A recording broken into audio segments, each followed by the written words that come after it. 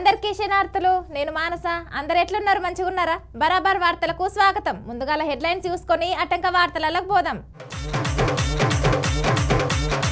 వానాకాలం పైలంగుండుర్రి, మంత్రి గారి ఆదేశాలు పాటించుర్రి. ఒడవని సినిమా పంచాయతీ ఇయాల ఏమైందో ఇనుర్రి. ఇదేం కాలమో గాని వానకాలం వానలు బాగానే పడుతున్నాయి, ఎండాకాలం ఎండలు బాగానే కొడుతున్నాయి, చలికాలం చలి బాగానే పెడుతున్నది. ఇందులో దేన్నైనా తట్టుకుంటాం కానీ జర్రంత వాన పడ్డా తట్టుకోలేం. ఎప్పుడైతే వానలు పడు చూస్తుంటే పుట్టెడు భయం అవుతుంది కదా. వానలు బాగా పడుతున్నాయి, అందరూ జాగ్రత్తగా ఉండుర్రని, బయట అటు ఇటు తిరగకుర్రని జాగ్రత్తలు చెప్తుండుల్లా గీ లీడరు. మీరు కూడా చూసేయ్యి.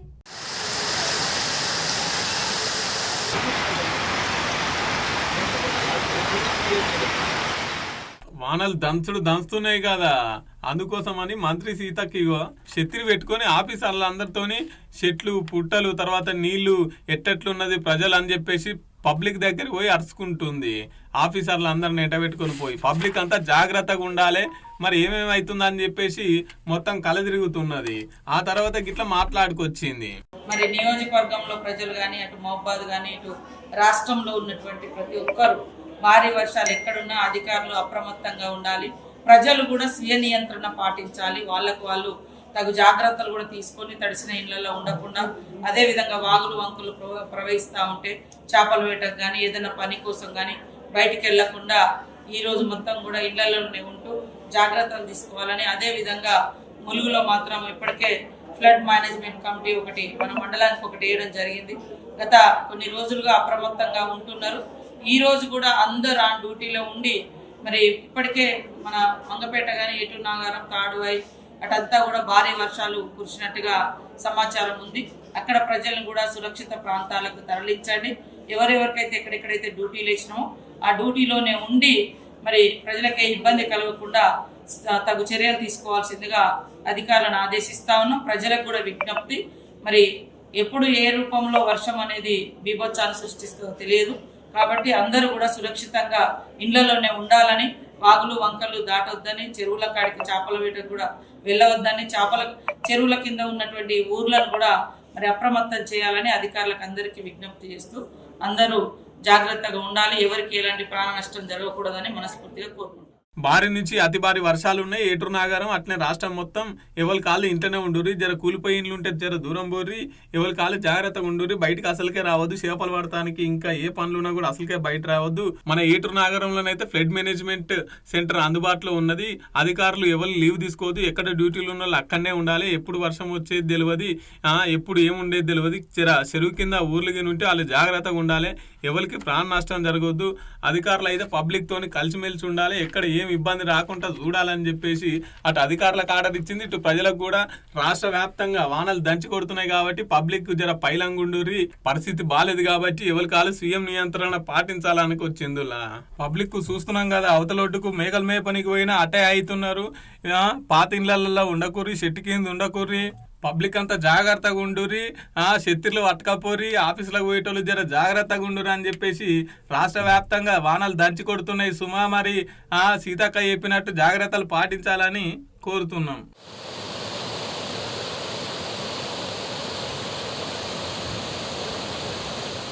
కృష్ణానగరే మామ, కృష్ణానగరే మామ, సినిమానే లైఫ్ రా మామ, లైఫ్ అంతా సినిమా మామ. సినిమా అనేది పెద్ద మాయ ప్రపంచం, అందులో తట్టుకోవడం చాలా కష్టమైన పని. సినిమా కొంతమందిని హీరోలను చేసి కోట్లు సంపాదిస్తుంటే ఇంకొంతమందికి తినడానికి తిండి లేని పరిస్థితిలో ఉన్నారు. ఒక హీరోను హీరో అనిపించడం కోసం ఎంతోమంది జీరోలు అవుతారు. మరి ఎంత కష్టపడ్డా మా శ్రమకు తగిన ఫలితం లేదని షానొద్దులకెళ్ళి లొల్లి నడుస్తుంది కదా. గా ముచ్చటేందో పురాగా అరుచుకుందాం పారి.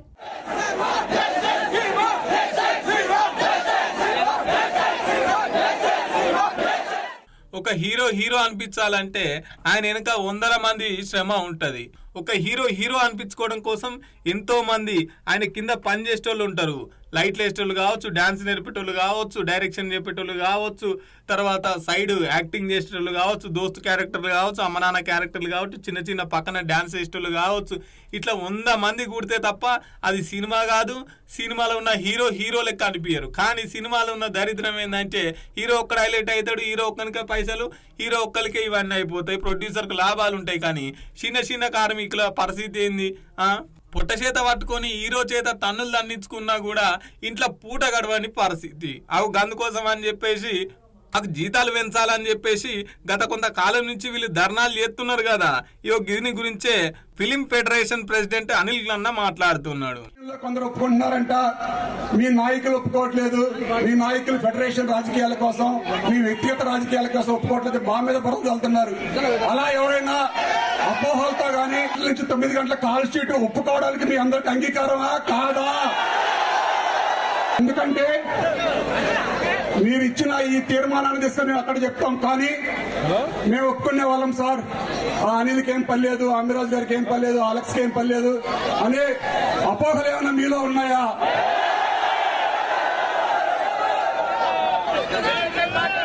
ఏది ఏమైనా ఇక్కడ 24 యూనియన్ సభ్యులందరినీ తీసుకెళ్లాం కాబట్టి మీ తరఫున ఆ 3 నాయకులను ఎన్నుకున్నారు, బాగా పనిచేస్తారని. ఆ 3 నాయకులు మా 3 ఎన్నుకున్నారు. మేము కూడా అందరి దగ్గరికి 72 మందిని తీసుకెళ్లాం కాబట్టి. కానీ మేము మీ నిర్ణయాన్ని మేము అక్కడ తెలియజేస్తుంటే కొందరు కావాలని మా మీద అనగదొక్కే ప్రయత్నాలు, వారి నోరు నొక్కేయాలి, వాడు ఎక్కువ మాట్లాడుతున్నాడని ఇష్టం వచ్చినట్టుగా మాట్లాడుతున్నారు. ఇక్కడ వాళ్ళు లేకపోతే డాన్సర్ని కానీ లేకపోతే ఫైటర్స్ కానీ వేరే రాష్ట్రాల నుంచి తెచ్చుకోరి. ఇక అట్లనే నిర్మాతలకు ఇష్టమైన స్కిల్స్ వారిని నియమించుకోవచ్చు. ఇందుకు మేము ఒప్పుకున్నాం. తర్వాత తెలుగు నిర్మాతలను అసలు ఇబ్బంది పెట్టేటట్టు మేము పని చేయం. ఒకవేళ ఆదివారం డబుల్ పేమెంట్ ఇస్తామన్నారు, కానీ ఇస్తే జర బాగుంటుంది. ఎందుకంటే ఇంటికాడ కుటుంబాన్ని వదులుకొని రూపాయి ఎక్కువకి వస్తుందని చెప్పేసి పని చేస్తాం. ఇక వాళ్ళు పెట్టిన డిమాండ్లు వీళ్ళు ఒప్పుకునేవి ఇట్లా ఇవన్నీ వాళ్ళకి వివరించిండులా. అనిల్ గారు చెప్పారు, తప్పు కదా, ముందు ఆ డబ్బులు అయితే పేమెంట్ చేయాలి కదా, కార్మికుల డబ్బులు కదా, డైలీ వేజ్ కదా, ఇన్ని రోజులు ఇస్తారా అని అడిగారు. అంటే ప్రతి దానికి చిరంజీవి గారికి అన్ని ఆలోచన ఉంది కాబట్టి కనుక చిన్న నిర్మాతల నుంచి ఈ కమ్యూనికేషన్స్ గ్యాప్స్ మాత్రమే తప్ప ఇది ఈసారి షార్ట్ అవుట్ అవుతుంది. చక్కగా చిన్న నిర్మాతలు కూడా ఎవరు అదే పడవలసిన అవసరం, మీరు కూడా ఇబ్బంది పడవలసిన అవసరం. Thank you very much. మొత్తం మీద అయితే ఫిలిం ఫెడరేషన్ ఆధ్వర్యంలో కృష్ణానగర్, జవహర్ నగర్ కార్యాలయం మళ్ళీ కలకల్లాడుతుంది. పోర్రి 24 క్రాఫ్ట్ కార్మికుల నిరసనతోని పెండింగ్ లో ఉన్న డబ్బులు వెంటనే డిమాండ్ చేయాలని చెప్పిండు. ఇక అట్లనే కొంతమంది ఉత్తగానే బట్టగాల్చి మీద ఎత్తురాట నాయకుల మీద. ఇట్లా నడుస్తుందిలా సినిమా కార్మికుల నిరసన. వాళ్ళ డిమాండ్లు ఒప్పుకునేదాకా వీళ్ళు నిరసన బంద్ చేయమని చెప్పేసి చెప్తున్నారు. ఇక చూడాలి ఈ లొల్లి ఎప్పుడు తక్కువ అవుతుందో ఏమో. డాన్సర్స్ గానీ అందరినీ, ఇప్పుడు డాన్సర్స్ ఎంతమంది అండి ఈ రోజు నెంబర్ 1. ఒకప్పుడు డాన్సర్స్ అక్కడి నుంచి వచ్చేవారు, డాన్స్ మాస్టర్ ఎక్కడి నుంచి వచ్చేవారు, ఈ రోజు ఎక్కడి నుంచి ఉన్నారు. అలా పేరు అంటే 24 యూనియన్లు కష్టపడితే సినిమా వస్తుంది. మార్వాడి గోబ్యాక్ అనే ఉద్యమం మీద మా సీనుగాడు సికింద్రాబాద్లో ఉన్న ఓ మార్కెట్కి అయితే పోయిండు. అంత తిరిగి మార్వాడోళ్ళను మీరేమనుకుంటున్నారు, గిట్లా ఉద్యమం నడుస్తుందని అరుచుకొని వచ్చిండు కదా. మరి గదాని మీద మార్వాడి వ్యాపారస్తులు ఏం మాట్లాడిర్రో విన్నరు. మరి గదే ముచ్చట మన తెలంగాణ వ్యాపారస్తులను అడిగితే ఏమంటుర్రో కూడా వినాలి కదా.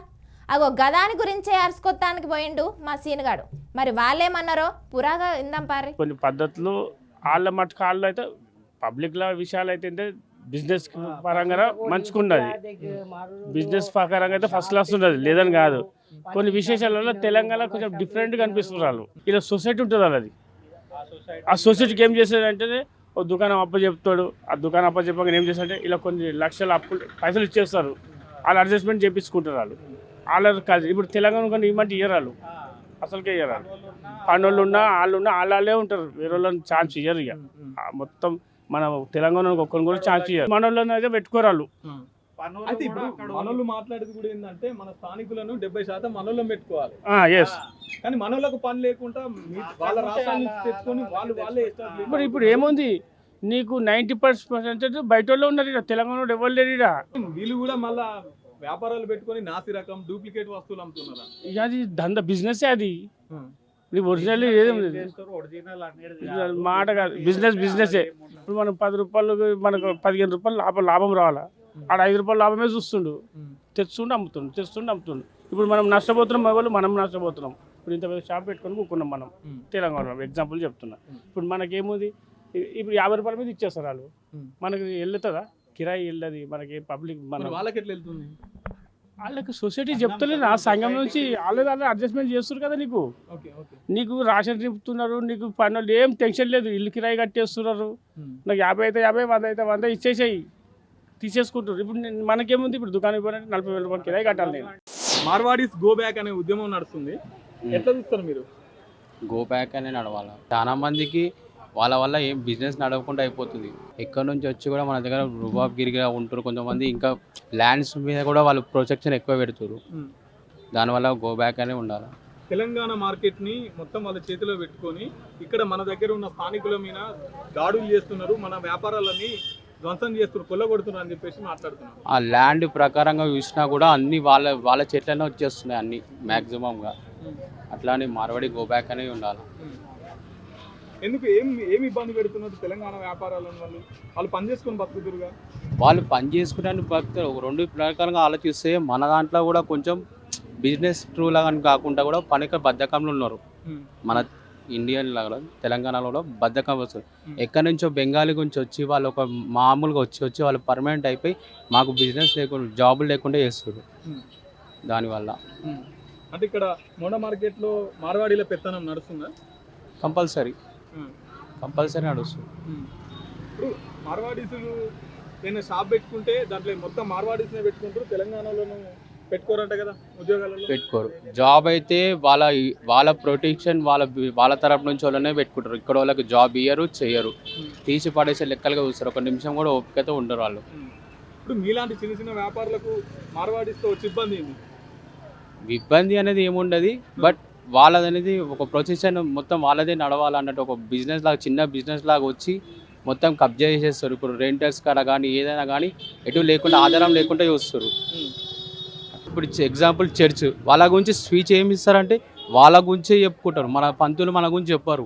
మనకు అట్లా యూనిటీ లాగా లేదు మన సైడ్లో.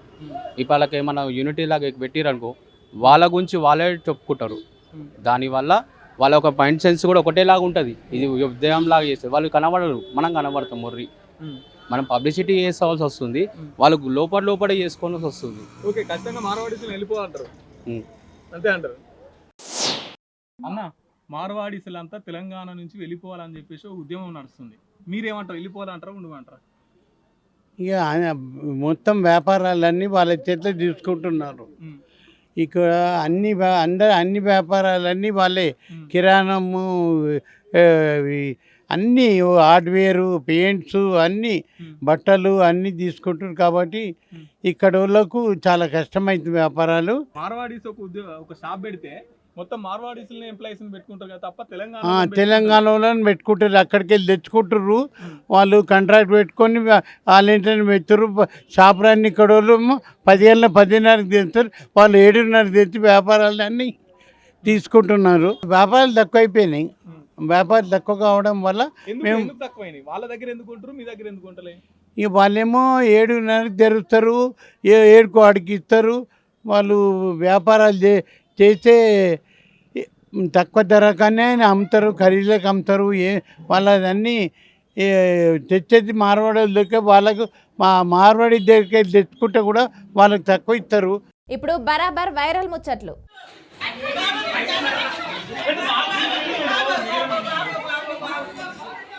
ఊరిని హాస్టల్ ఉంటున్న అమ్మాయిలను మంచిగా సొంత బిడ్డ లెక్క చూసుకోవాల్సింది పోయి హాస్టల్ ఉన్న అమ్మాయిలను అసభ్యంగా ప్రవర్తించడం మొదలు పెట్టిండట ఈ మాదాపూర్లో ఎన్పీపీ ఎగ్జిక్యూటివ్ ఉమెన్ హాస్టల్ ఉండే సత్యప్రకాష్ అంటాయనే ఆ హాస్టల్ ఓనర్ అన్నట్టు. ఓనర్ లెక్కలు ఉండాలి కానీ ఆడున్న వాళ్ళ అమ్మాయిలను బాగా ఇబ్బంది పెట్టుడు తట్టు మోపయిండట. ఇక వాళ్ళు ఓపిక పట్టకాడికి పెట్టిరు. ఇక సుషిరి నాగడాలు తట్టుకోలేకపోతున్నాం అని చెప్పేసి ఇంటోళ్ళకి ఫోన్ కొడితే ఇంటోళ్ళంతా ఒక్క పారు వచ్చిరు. ఒక్క పారు ఎగవాడి వాని క్యాబిన్లో ఎట్లా దంచుతున్నారు చూడు.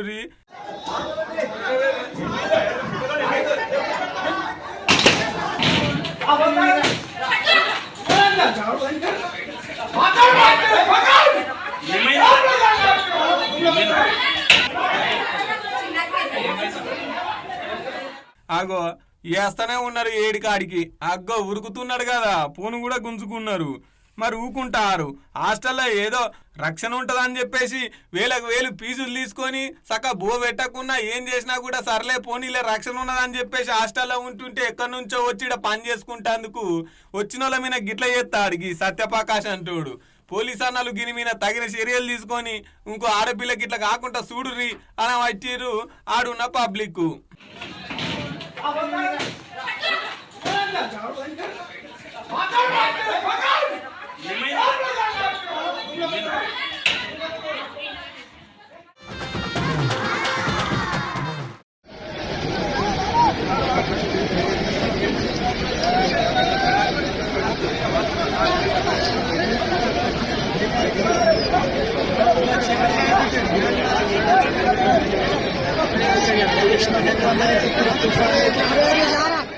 అబ్బాబ్బాబ్బా వానలు మామూలుగా పడతలేవు కదా, ఇండ్లే మునుగుతున్నాయి.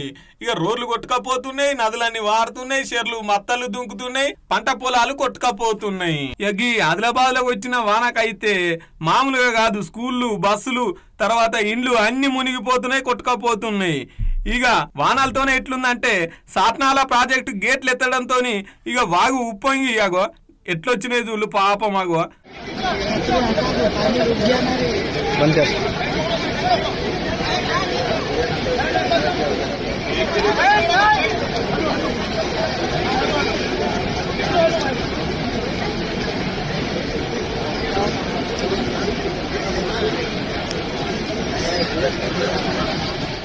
ఎన్డీఆర్ఎఫ్ బృందాలు వచ్చినాయి పాపం. ఆ ఇంట్లో ఉన్న వాళ్ళందరినీ బయటికి తీసుకొచ్చే ప్రయత్నాలు చేస్తున్నాయి. కానీ జర్రా ఎటమంటాం అయితే ఏంది పరిస్థితి చెప్పురాగో.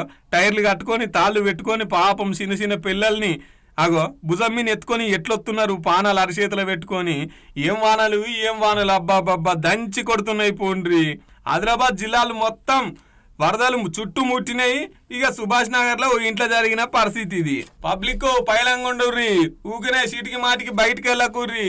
జర ఇల్లు పాతిల్లు ఉంటే జర బయటికి వెళ్ళి కూర్చోర్రి. తగిన చర్యలు తీసుకొని అటు ఇటు తిరగకుండా ఉండాలని చెప్పేసి కోరుతున్నారు ప్రభుత్వ యంత్రాంగము. అట్లనే అధికారులు ఎన్డీఆర్ఎఫ్ వాళ్ళు కావచ్చు, తర్వాత పోలీసు వాళ్ళు కావచ్చు, ప్రజలకు అందుబాటులో ఉండి ఏమన్నా ఎటవాటం అయితే ఏమంటే ప్రజలు ఆదుకోవాలని కోరుతున్నారు తెలంగాణ పబ్లిక్.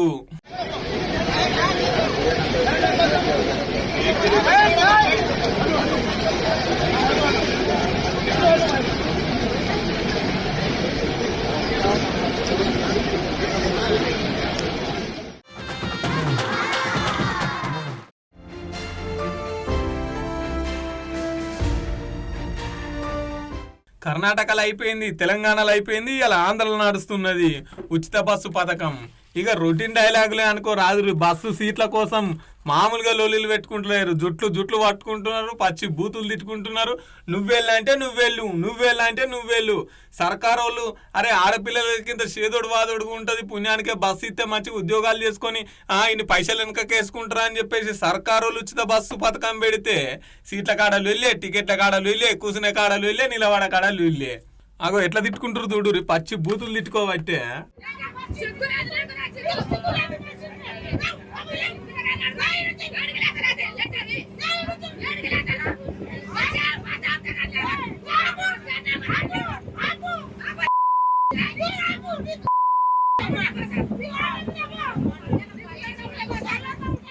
నువ్వెళ్ళంటే నువ్వెళ్ళు, లేచిపో అంటే లేచిపో. అగో బస్సు మొత్తం కిక్కిరిచిపోయింది పో. ఒక్కసారి ఫ్రీ బస్ అనగానే ఆడోళ్ళంతా ఎగవాడెక్కవైతే. ఆడోళ్ళకే ఇట్లా కష్టాలు ఉంటే ఇక పైసలు పెట్టి కొనుక్కొని ఎక్కే మొగనల్ల పరిస్థితి ఎట్లుంటుందో మీరే అర్థం చేసుకోరు. కానీ ఈ ఉచిత బస్సు పథకం పెడితే పెట్టిరు కానీ జర బస్సులు కూడా పెంచుర్రి, అట్లనే టైంకి వచ్చేటట్టు చూడుర్రి సార్లు అలా వచ్చిర్రు ఆడున్న పబ్లిక్.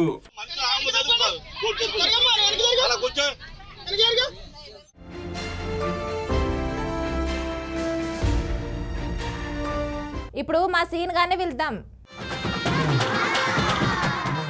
హాయ్ మధు. మధు, ఇప్పుడు సోషల్ మీడియాలో ఒకటి వైరల్ అవుతుంది కదా, అతను శ్రీకాంత్ అని అరుణ అని. అసలు వీళ్ళిద్దరికి ఎక్కడ పరిచయం ఉంది, అసలు దీని స్టోరీ ఏంటి? అయితే శ్రీకాంత్ అంటేనే మర్డర్ కేసు మీద 10 సంవత్సరాల నుంచి నెల్లూరు జైల్లో ఉన్నాడు.